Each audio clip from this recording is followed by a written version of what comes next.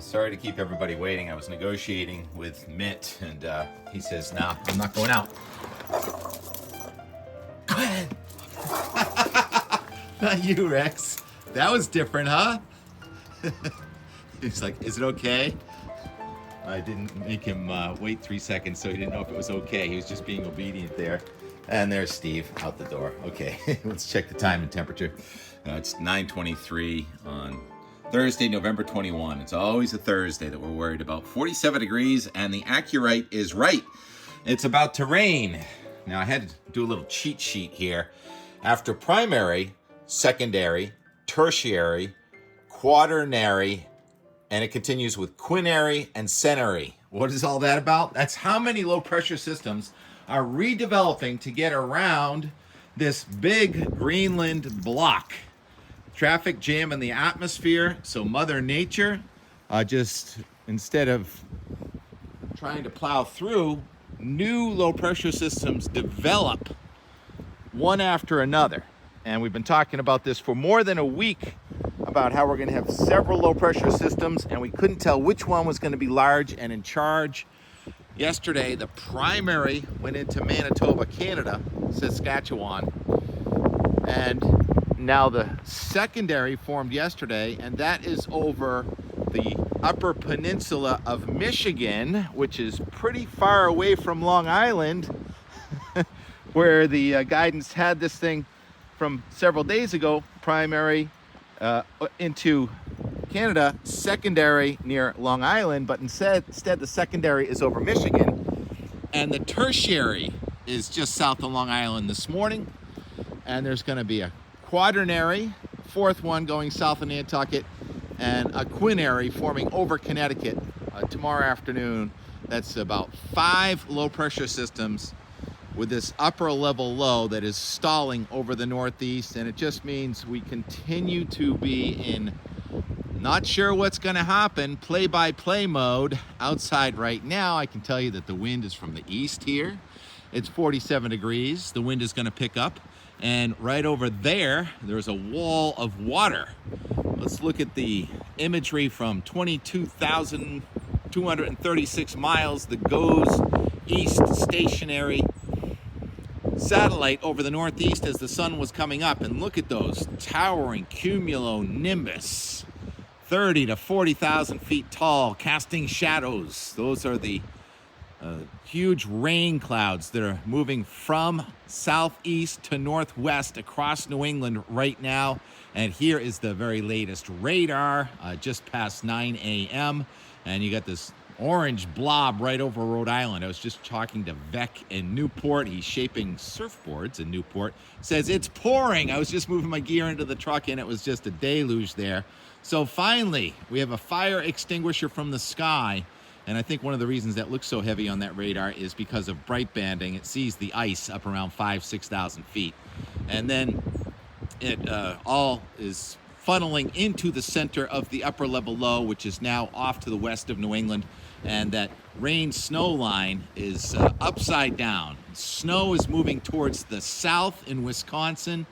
We have winter storm warnings in effect in parts of New York and Pennsylvania. It's been snowing at Elk Mountain, Pennsylvania.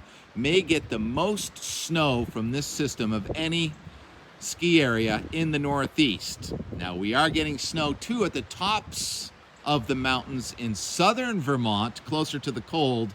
The upper level low, that's where the cold is, a big rotary up in the sky, spinning round and round and round. This is the 500 millibar flow, and the center of that upper level low is wobbling around, and the surface lows, secondary, tertiary, quaternary, are rotating around the edge of the upper level low, and it just means bands of precipitation through Saturday night.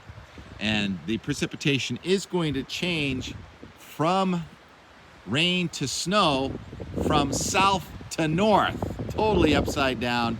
I've been calling it the Stretch Armstrong storm, because today it stretches out from Lake Superior to south of New England.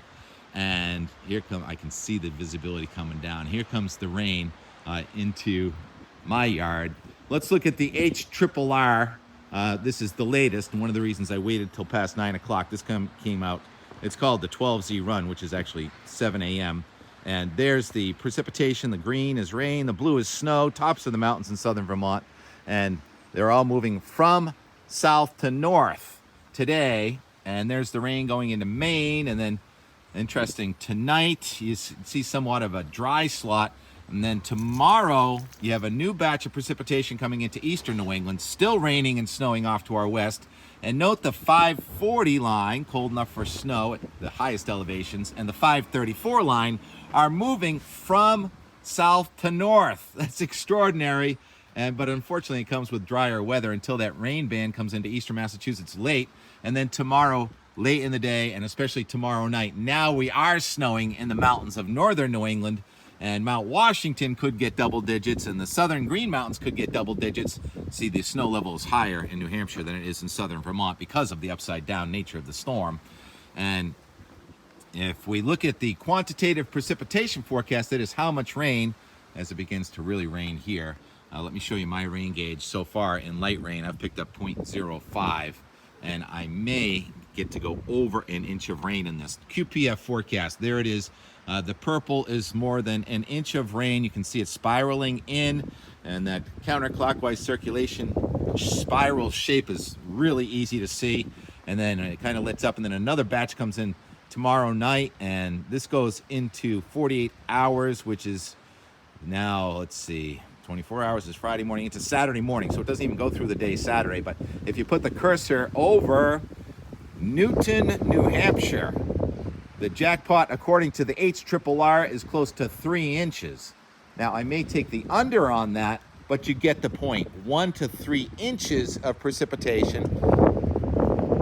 Hello, Rose. All wet. Are you still going to be in bloom on Thanksgiving? I don't know. It looks kind of cold next week. Now, if we go to the snow part on this, how much snow would this be? The purple in the snow is more than a foot, and it looks like those highest mountains there in northeastern Pennsylvania and New York are getting 1 to 2 feet. And then the lower elevations, this guidance is so good. It knows where the higher elevations are. And some of those purples in the southern Green Mountains above 3,000 feet, we're looking at double digit 10 to 15 inch snowfall. And even though you'll have nothing down around Route 100, nothing. It's a huge elevation dependent, so it's going to be a real wet snow. Not the funnest snow, but good base material if we can keep it. And Mount Washington, put the cursor over Mount Washington, it says about 18. Now that's above 4,000 feet, so you're only skiing above 4,000 feet at Mount Washington, and you're going to have to hike for that. And Sean's like, do I have to boot pack from the bottom? I said, yeah, there's no snow forecast for Jackson. So that's just this next 48 hours. I mean, if we now show the Euro, and I want to get this done fairly quickly if possible. Here's the Euro, and you see the low pressure system stretching out from the Great Lakes to south of New England. Then the low kind of pops up and down, not quite as deep looking, but it still tries to go to below 990 millibars, backing into Pennsylvania tomorrow night. That means a wind from the south, not that strong in New England. Our strongest wind is going to be tonight from the east, and then tomorrow there's a bagginess in the isobars.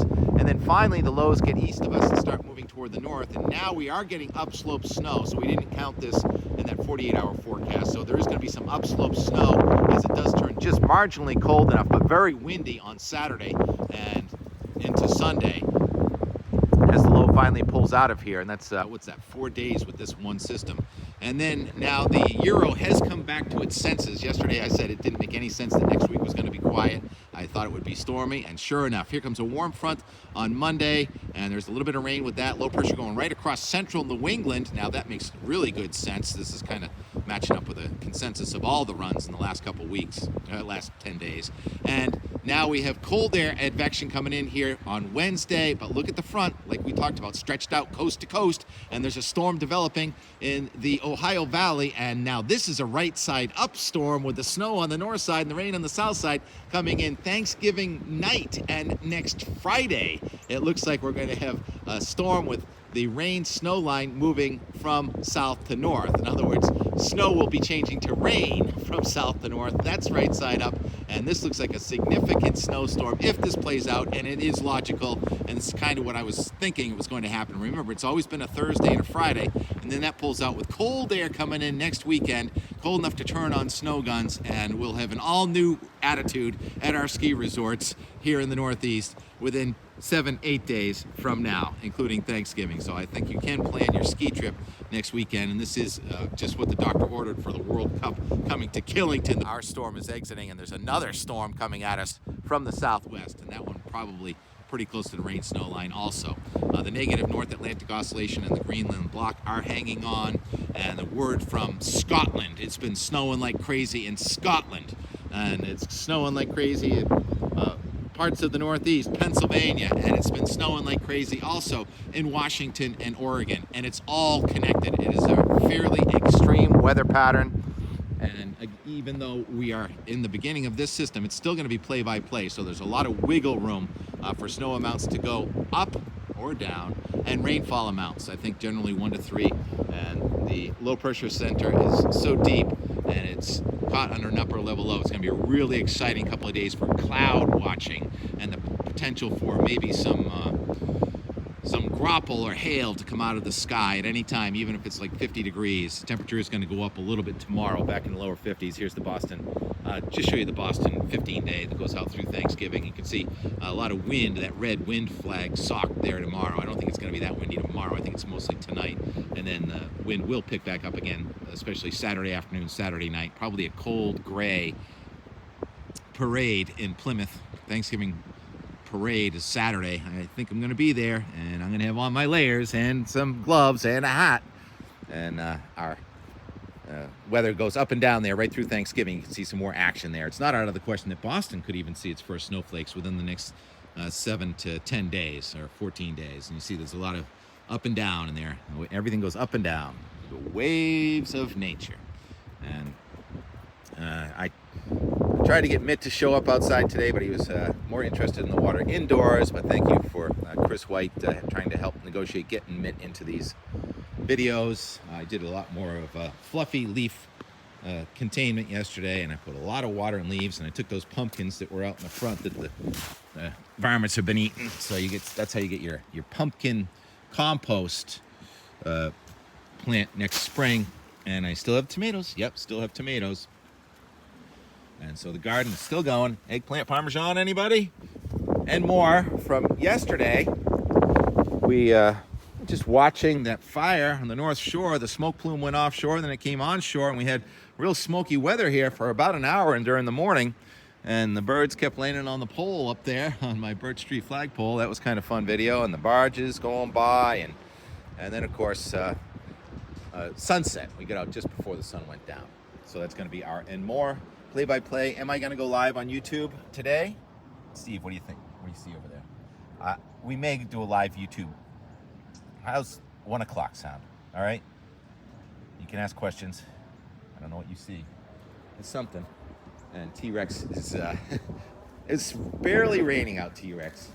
And he's over here. I've gathered all the furniture off the lawn, piled it up, and he got twisted around it. So I did fertilize the lawn yesterday, and bless this rainfall. Talk to you in 24 hours. Bring on the snow. We want that too.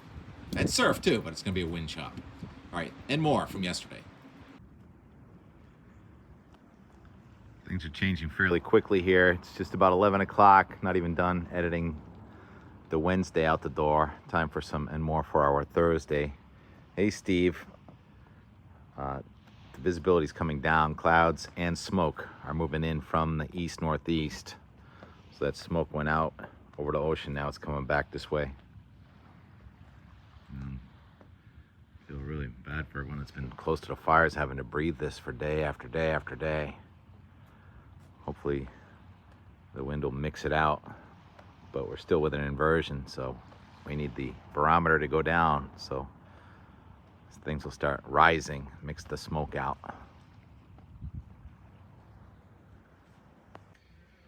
And just like that, the smoke is gone. An hour later, clean air coming in from off the ocean. Rapid fire changes. Good news for now.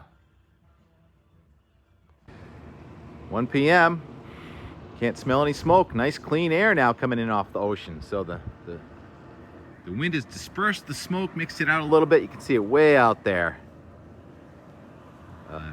Much cleaner air. And it looks like we're gonna have a tanker coming back out. This Justice is going into port. Time to take T-Rex for a walk. Look at this day has evolved. Gorgeous. That cloud just kind of sitting out there. Traffic jam in the atmosphere. We're between storms, but they're closing in on one another. Just like humans trying to find their way forward.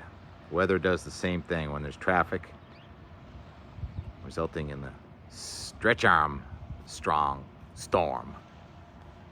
Long shadows. They look like they're on some kind of mission.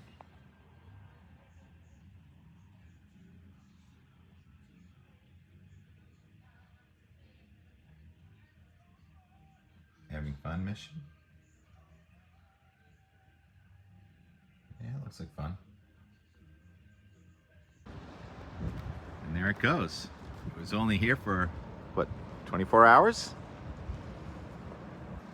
Heading off into the easterly breeze on this really pretty Wednesday afternoon, which is now totally smoke-free. And the sun is pretty much gone from my yard until January or so. I can see it in my eyes though, right there. Almost done with the Inmore. What do you see, Rex? What do you see? See a late day chill in the air. Almost feels cold enough for snow. And the sun's gone behind the tiniest little cloud there. Some nice shadow rays. And a barge, all color coordinated, being pushed along. Busy day in the water today. Quiet day too. And just the thinnest smoke on the horizon. So I don't see any plumes of smoke coming up. That's good. That's good. I still see the sun up on top of the flagpole. And why don't we call it an easy and more, because there's so much else to do today. Calling the play-by-play. And out here, I found a new vegetable to harvest for Thanksgiving. A butternut squash. Any more in there? Hard to say. And I just looked up the price of a compost thermometer. I had no idea that they cost more than $200. Yeah, I'm still gonna get one anyway. And what are those pretty flowers right there? Not sure. Garden's still going. Well, you can see this one succumbed to the frost. So, finally the end of the garden, just about here. And the end of the video. Right here. Right now. Play us up, piano man. Captain Spacetime.